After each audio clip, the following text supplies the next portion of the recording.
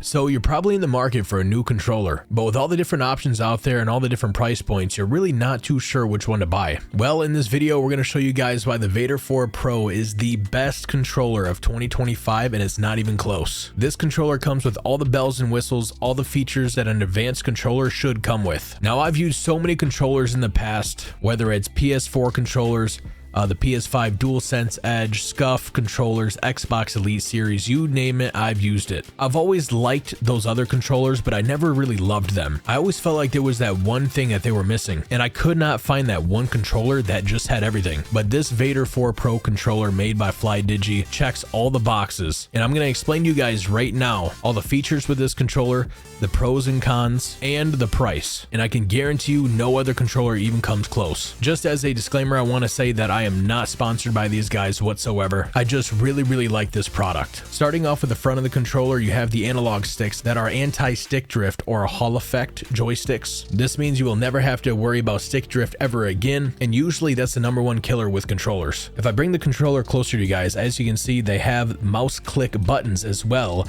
as mouse click triggers, basically making every interaction in game super quick and super snappy. It also has 2 buttons right here that you can program to your liking in the software. Now, if we turn the controller around, you can see there is 4 back buttons right here that are very comfortable and very easy to push. And you can also program these buttons to do whatever you like with the software. The biggest selling point for me was that this controller already comes overclocked out of the box, which is absolutely amazing. If you know anything about competitive gaming, you know that as soon as you get a controller and you hook it up to your PC, you have to download this program, and you always have to overclock it every now and again because sometimes it will just stop working. And there's nothing worse than gaming on a controller that has a ton of input delay. I should mention that I am a competitive gamer. I got around a 5 KD in Warzone. We're top 50 in the world for the most Resurgence wins. I'm also Grandmaster in Marvel Rivals, so I do take gaming very seriously, and I feel like this controller would just take your gameplay over the top. Before we move to the pros and cons, last but not least, we do have these little adjustable rings here around the analog sticks, so you can tighten and loosen the feel of your sticks in your aim. Okay, now let's talk about the pros and cons. Actually, let me tell you guys the price first, because the price is absolutely amazing with this thing, and I even had a hard time believing it when first purchasing this controller. A controller like this with all these features usually goes around $150 to $250, but this thing is 50 bucks, guys. $50 on Temu. To be exact, I'm pretty sure it's $58 on Temu. You can buy it in the United States and get it in 4 days, which is absolutely mind-blowing. No other controller company is doing this. This Vader 4 controller is made by FlyDigi. They are a Chinese company, but this thing is awesome. And for 50 bucks, you can't go wrong. I originally bought mine off of Amazon for $80 in the past, and I did wait about a week to get it, but for the future, I'm just gonna use Temu. Anyways, let's talk about the pros and cons with this controller. So for me, all the features that I already listed are massive pros, but where this controller really shines is the software and how you can program each button to do what you want.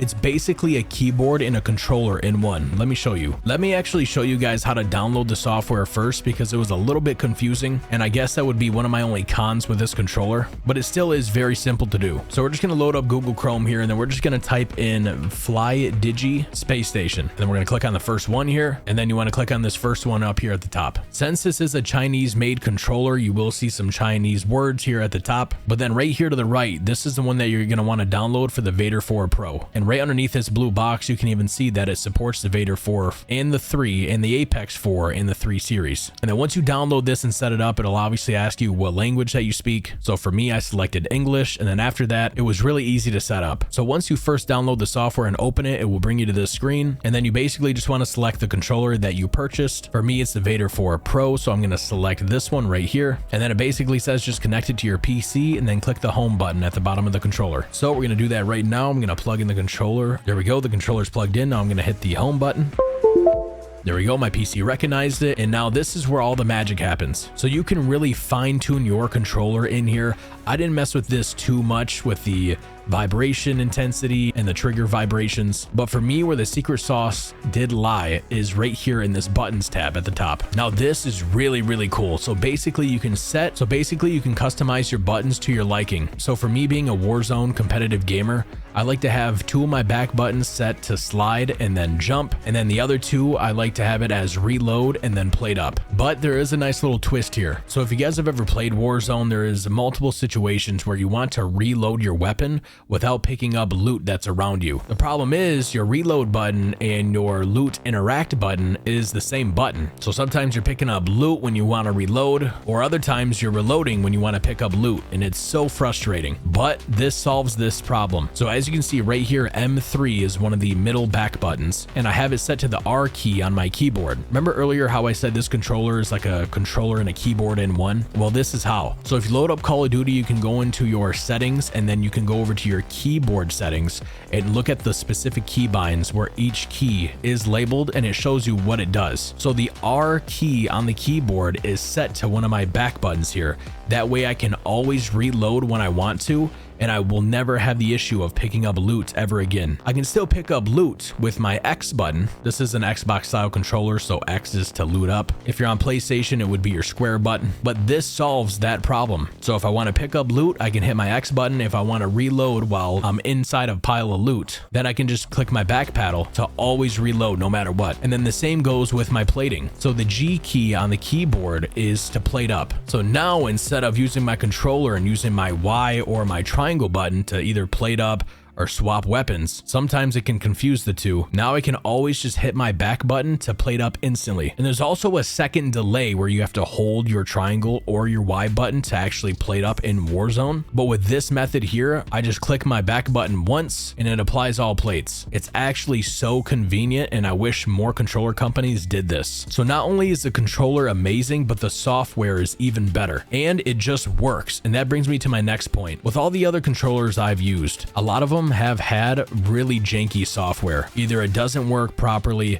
it always crashes, it freezes, you bind buttons where you want them to go, but it doesn't actually correlate and save your settings. Scuff, I'm looking at you. And yeah, man, it's a real headache when things just don't work properly. But that's not the case with the Vader. This thing just works. It's so nice to use. It's very comfortable in your hands. Remember, this controller is smaller just by a little bit than your normal Xbox Elite Series controller, and it's a little bit bigger than the Xbox 360 style controller. So for me, it's very comfortable. It fits in the hands nice. My hands don't get sore after using it like it did with the PS5 controllers. Not to mention it's overclocked out of the box.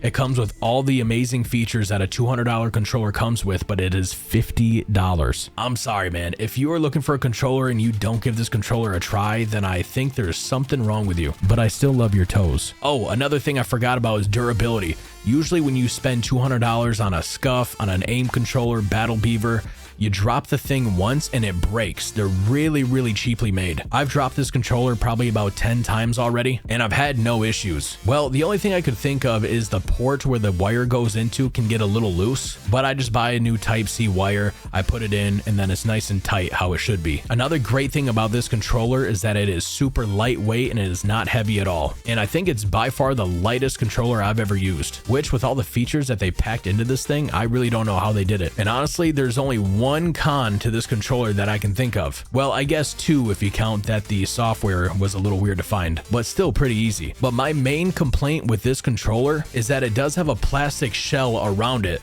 so your hands can get very slippery, especially if you're gaming for a long amount of time and your hands are sweating. The plastic just does not have a lot of grip on it, but that's okay because there's an easy, cheap solution. You can literally go on Amazon and get this rubberized grip right here. I'm trying to let the camera focus for you. This rubber grip wraps all the way around the controller, as you can see, and it's only $8 on Amazon. $8. You can barely buy a damn Happy Meal with that nowadays. So yeah, guys, that's my review of this controller. I absolutely love this thing. If you ever want to see it in action, just come tune in the stream around 10 p.m. EST every single night. We stream on Facebook, Kick, and Twitch at RSsGhost, and we play Warzone all night long. I'm pretty sure I covered everything in this video, but if you have any questions, make sure to leave a comment down below. If you like this video, please give me a like and a follow, and we will catch you guys on the next video. Peace and love, guys. Adios.